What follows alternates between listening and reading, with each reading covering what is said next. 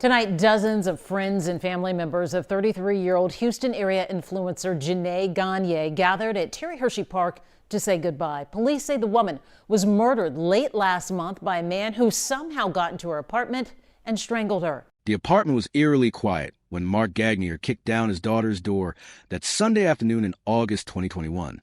What he discovered inside would haunt him forever and send shockwaves through the social media world. At just 33 years old, Mercedes Moore's life had ended violently in her own home, her neck bearing the unmistakable marks of strangulation. With 2.6 million Instagram followers, Mercedes was a social media sensation whose glamorous photos and lifestyle attracted fans worldwide, including one man whose obsession would prove fatal.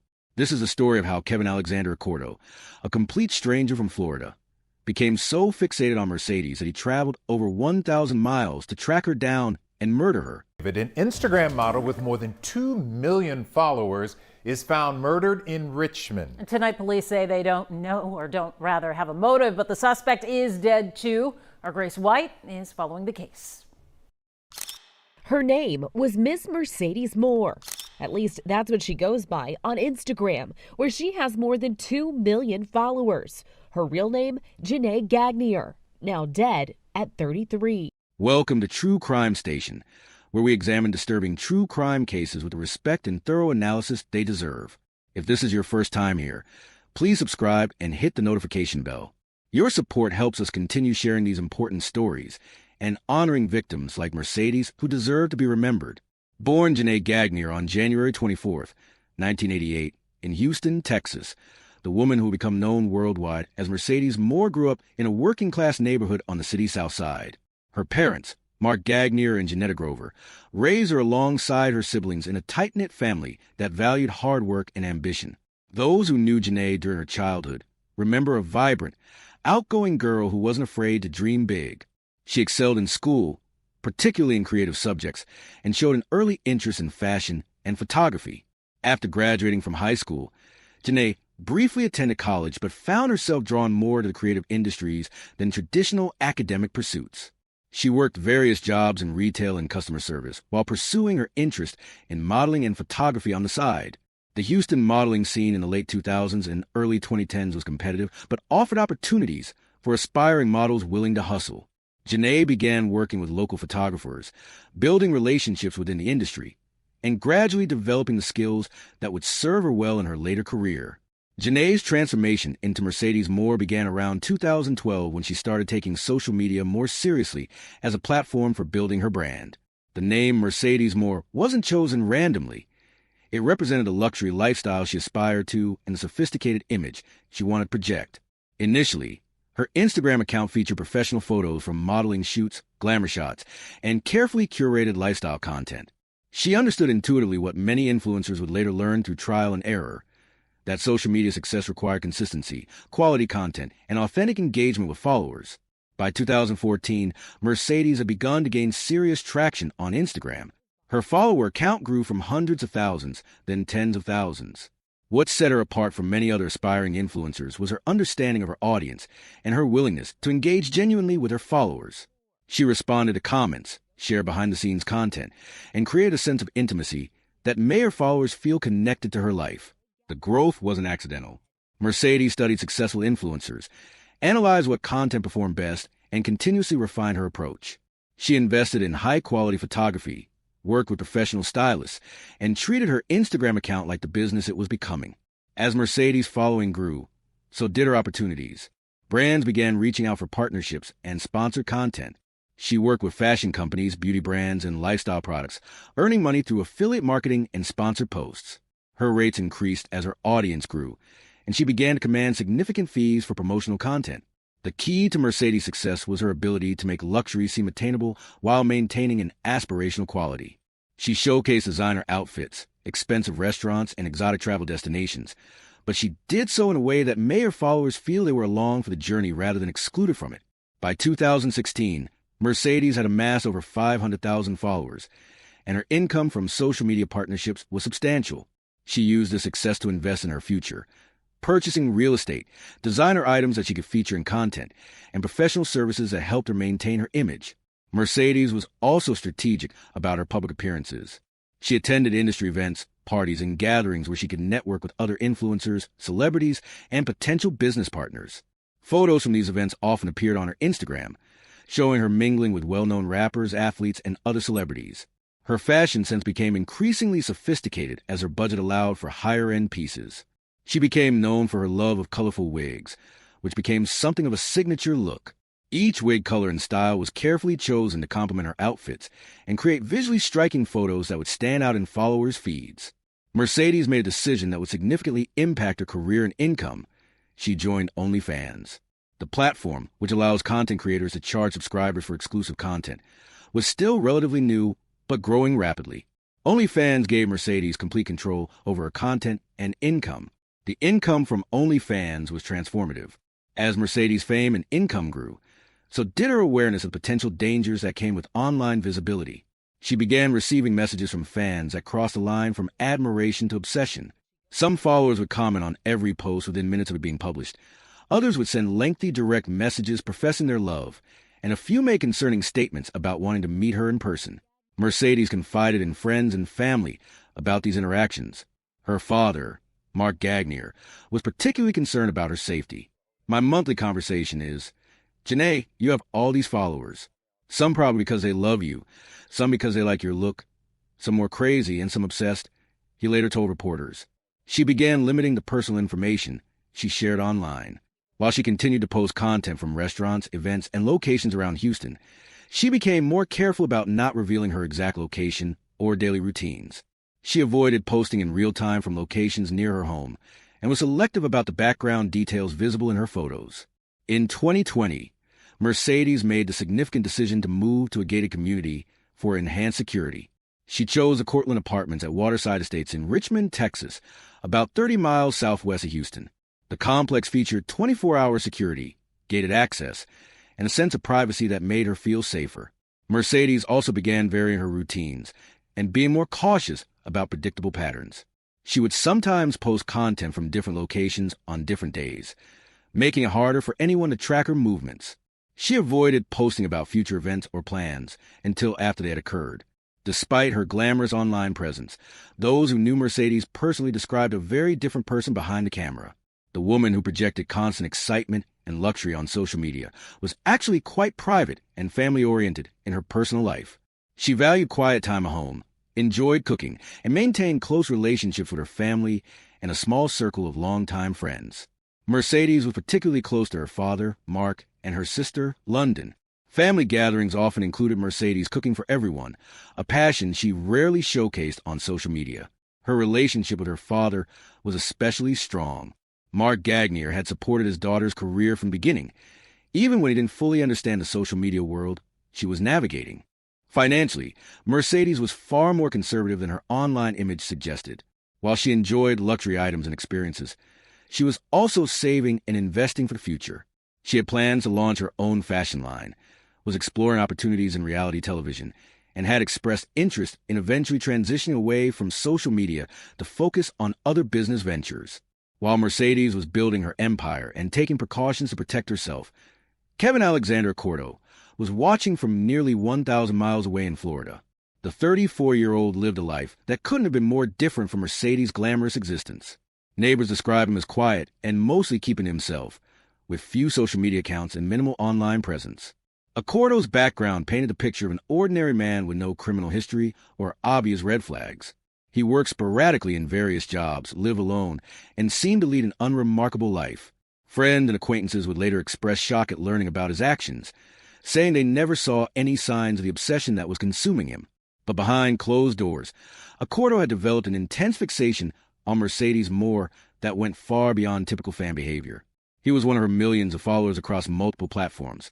But unlike most fans who simply enjoyed her content and moved on with their lives, Accordo's interest had evolved into something dangerous and all-consuming. The timeline of his obsession remains unclear, but investigators believe it began sometime in 2019 or 2020. Initially, he may have been just another follower who enjoyed her content. However, over time, his interest intensified. He subscribed to her OnlyFans account, which gave him access to more personal content and created a false sense of intimacy. OnlyFans platform design, which encourages direct interaction between creators and subscribers, may have contributed to Accordo's escalating obsession. The ability to send private messages, request custom content, and interact more personally with Mercedes likely fed his delusion that they had a special relationship. Accordo began spending hours each day consuming Mercedes' content across all platforms. He saved hundreds of her photos and videos to his devices, creating an extensive collection that investigators would later discover. His browser history showed repeated searches for information about Mercedes, including attempts to find her real name, address, and personal details. Accordo's methods for tracking Mercedes demonstrated the terrifying reality of how much information can be gleaned from social media posts, even when the creator is trying to be careful. Despite Mercedes' precautions, Accordo was able to piece together enough information to locate her through a combination of digital detective work and determination. One of his primary methods was analyzing the backgrounds and settings of Mercedes' photos and videos. Even when she was careful not to reveal her exact location, small details in her content provided clues. The view from her apartment window, the design of her kitchen, the layout of her living space. All of these elements helped Accordo narrow down her location. He also monitored her tag locations on Instagram and other platforms. While Mercedes was careful not to post from locations near her home in real time, she did occasionally tag restaurants, events, and businesses in the Houston area. Accordo used this information to build a map of her regular haunts and gradually narrow down the geographic area where she lived. The investigation later revealed that Accordo had joined online forums and social media groups dedicated to discussing Mercedes and other OnlyFans creators. In these spaces, fans sometimes shared information about creators' locations, real names, and personal details. Accordo also created multiple fake social media accounts, which he used to interact with Mercedes' content and gather information. The investigation revealed that Accordo had been researching gated communities in the Houston area, particularly those in Richmond and surrounding suburbs. He had looked up information about security measures, access protocols, and the demographics of residents. This research suggested that he knew Mercedes lived in a secure community and was planning how to gain access.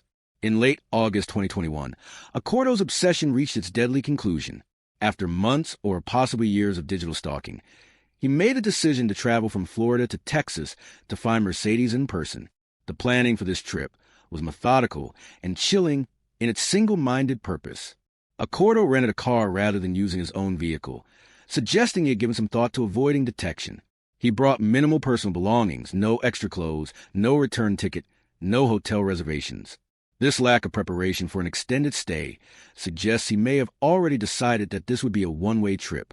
The drive from Florida to Texas is approximately 1,000 miles and would have taken him roughly 15 hours. Security footage from gas stations and rest stops along his route later provided investigators with a timeline of his journey. The footage showed a man who appeared calm and focused, giving no indication of the violent intentions that were driving him across the country. When Accordo arrived in the Houston area, he spent time driving around Richmond and the surrounding neighborhoods. Security cameras from local businesses captured his rental car on several occasions, showing that he was familiar with the area and had likely spent considerable time researching Mercedes' location before making the trip. Sunday, August 29th, 2021, began like any other day for Mercedes Moore. She had posted on social media the previous evening, sharing photos from a night out with friends at a Houston restaurant. Phone records show she spoke with her sister London around 10 a.m., discussing plans for the upcoming week and family matters. The conversation was normal and relaxed, with no indication that Mercedes was worried about anything. Around noon, Mercedes exchanged text messages with a close friend about meeting up that evening. They were planning to go to dinner and possibly attend a party afterward. Mercedes was looking forward to the evening and had already begun planning her outfit for the occasion. Meanwhile, Kevin Alexander Accordo had been in the Richmond area since early morning. Security footage from nearby businesses showed his rental car with Florida plates driving through the area multiple times throughout the morning. He appeared to be conducting final reconnaissance, possibly timing the movements of residents and security personnel. Between 1 o'clock and 3 p.m., Accordo made his move. He somehow gained access to the Cortland apartments at Waterside Estates where Mercedes lived. Investigators believe Accordo likely used a technique called tailgating, where he followed closely behind another vehicle as it entered the complex. Once inside the complex, Accordo would have needed to locate Mercedes' specific apartment. His ability to find her apartment suggested he had either conducted previous reconnaissance or had more specific information about her location than investigators initially realized. What happened when Accordo encountered Mercedes remains partially unclear, as there were no witnesses to the initial confrontation. However, the evidence suggests that Mercedes answered her door, possibly believing Accordo was a delivery person, maintenance worker, or neighbor. The lack of forced entry indicated that she had opened the door voluntarily. The attack was swift and brutal. According to the Fort Bend County Medical Examiner's report, Mercedes died from strangulation and traumatic concussion. The evidence indicated that Accordo first struck her in the head with a blunt object, possibly to incapacitate her, then strangled her. The medical examiner noted defensive wounds on her hands and arms, showing that Mercedes had fought desperately for her life. After killing Mercedes, Accordo remained in her apartment for several hours. This extended time at the crime scene revealed the depth of his mental disturbance and the delusional nature of his obsession. Rather than fleeing immediately after the murder, he used the time to engage in bizarre behavior that provided investigators with insight into his psychological state. Using lipstick and pens found in Mercedes' apartment, Accordo wrote messages on the walls throughout the residence. These messages revealed his conflicted mental state and the delusions that had driven him to commit murder. Some of the messages were apologetic, addressed to Mercedes as if she could read them, "I'm sorry this happened," and "I never wanted to hurt you." Others showed his awareness of the magnitude of his actions. "I should have stayed in Florida, and this wasn't supposed to happen this way." The most disturbing messages revealed the possessive nature of his obsession. "I wish I never loved her, and she was supposed to be mine." The writing on the walls provided investigators with valuable insight into Accordo's mental state and motivations. At some point during the afternoon, Accordo began inflicting wounds on himself. The medical examiner later determined that he had stabbed himself multiple times in the chest and abdomen using a knife from Mercedes' kitchen. However, these self-inflicted wounds were not immediately fatal, and he survived for several hours after the attack. The horror of the crime was discovered around 4:30 p.m. when Mercedes' father, Mark Gagnier, arrived at her apartment. Mark had been concerned after not hearing from his daughter for what he considered an unusually long time. Mercedes typically stayed in regular contact with her family, especially her father, and her silence had triggered his parental instincts. "I know my daughter, and when I got to my daughter's house and it was locked up and she's not answering my phone call, which is not like her, I knew something was up," Mark later told reporters. When Mercedes didn't answer her door despite Mark's repeated knocking and calling, he made the difficult decision to force entry. "I didn't hesitate to kick the door down," he said. Mark discovered Mercedes' body on the floor of the downstairs living area. But the horror wasn't over. As he processed this unimaginable discovery, he heard sounds coming from upstairs. Moving cautiously up the stairs, Mark encountered an even more shocking sight. Kevin Alexander Accordo was still in the apartment, now dying from self-inflicted wounds. "What I saw, I wouldn't want any parent to go through," Mark said in a later interview, his voice breaking with emotion. Mark immediately called 911, providing dispatchers with a chaotic but clear account of what he had found. Richmond police officers arrived within minutes, secured the scene, and confirmed that both Mercedes and Accordo were deceased. Richmond Police Department officers who responded to Mark Gagnier's 911 call immediately recognized the gravity of the situation. The Fort Bend County Sheriff's Office was called in to assist with the investigation. Detective units and crime scene technicians worked methodically to document every aspect of the scene. The Fort Bend County Medical Examiner's Office conducted autopsies on both bodies within 48 hours of the discovery. Mercedes' autopsy confirmed that she had died from homicide by strangulation and traumatic concussion. Accordo's autopsy revealed multiple self-inflicted stab wounds to the chest and abdomen. The medical examiner ruled his death a suicide. As the investigation expanded, detectives obtained search warrants for Accordo's residence in Florida, his electronic devices, and his online accounts. What they discovered painted a disturbing picture of escalating obsession that had been building for months or possibly years. Accordo's computer and phone contained hundreds of saved images of Mercedes from her various social media accounts. His search history revealed extensive research about Mercedes, including attempts to find her real name, address, and personal information. Investigators found evidence that he had joined online forums dedicated to discussing Mercedes and other OnlyFans creators. Perhaps most chilling was the discovery of a notebook in Accordo's possession that contained detailed plans for finding and approaching Mercedes. The notebook included maps of Houston, information about gated communities in the area, and what appeared to be a timeline for his trip to Texas. This evidence demonstrated that the murder was not a spontaneous act, but the culmination of careful planning and preparation. News of Mercedes Moore's murder spread rapidly through social media and traditional news outlets.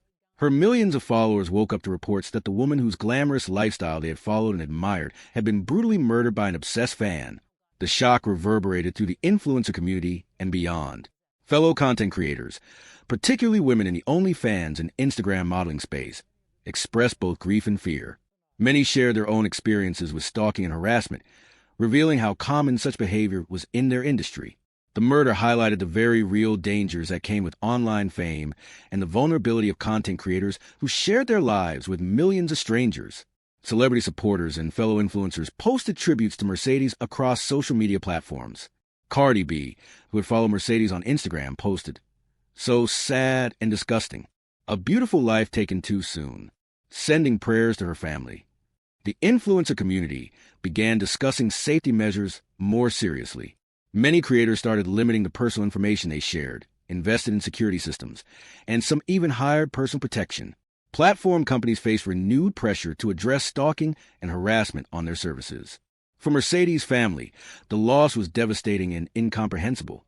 Mercedes' mother, Janetta Grover, struggled to understand how her daughter could be killed by someone she had never met. "My beautiful daughter was taken by someone she never met, never spoke to. How is that possible?" she said at a press conference. Her sister London shared her grief on social media. "My heart is broken. I've lost my best friend, my confidant, my sister. Please give our family privacy as we try to comprehend this senseless act." Mark Gagnier, still traumatized by discovering his daughter's body, channeled his grief into advocacy for social media safety. He began speaking publicly about the dangers of online fame and the need for better protection for content creators. No father should find his child like that. No one should die because they shared pictures online. Something has to change. The family established the Mercedes Moore Foundation, dedicated to educating content creators about privacy and safety measures. The foundation provides resources and guidance for influencers on how to protect themselves while maintaining their online presence. The murder of Mercedes Moore serves as a stark reminder of the dark side of social media fame and the very real dangers that can accompany online visibility. Her case highlights several critical issues that continue to challenge content creators, platform companies, and law enforcement agencies. First, the case demonstrates how traditional stalking behaviors have evolved in the digital age. Kevin Accordo was able to develop an intense obsession with Mercedes without ever having any direct contact with her. The constant stream of content she shared created a false sense of intimacy that fed his delusions and ultimately led to violence. Second, the murder highlights the inadequacy of current legal frameworks for addressing digital stalking and harassment. Law enforcement agencies often struggle to investigate and prosecute online threats, particularly when they cross state lines. Third, Mercedes' case reveals the vulnerability of content creators who share personal details online. Despite her precautions, Accordo was able to piece together enough information from her social media posts to track her down. This demonstrates the need for much more sophisticated privacy measures and awareness among content creators.